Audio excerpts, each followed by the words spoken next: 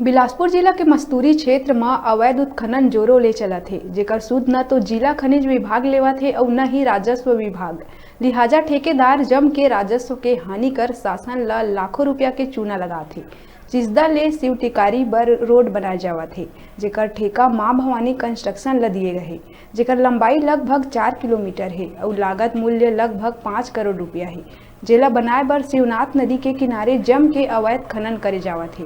मां भवानी कंस्ट्रक्शन कती ले कोई भी सूचना पटल नहीं लगाए गए और शासन के गाइडलाइन के पालन घलो नहीं करे जावत है और लगातार नदिया नरवा मन ला सहेजे संरक्षण बर शासन कती ले कई पहल करे जावत है। नदिया मन ला बचाए बर कई समाज सेवक मन घलो संघर्ष करत है, लेकिन ये अवैध खनन ले शिवनाथ नदी के अस्तित्व खतरा में है। बारिश के दिन में नदी के पानी गांव में घुसे के खतरा बने है, जेकर ले रहवासी मन के आगू बड़े चिंता बने हुए है। एकर बावजूद अधिकारी कार्रवाई करे ले बचत नजर आवत है।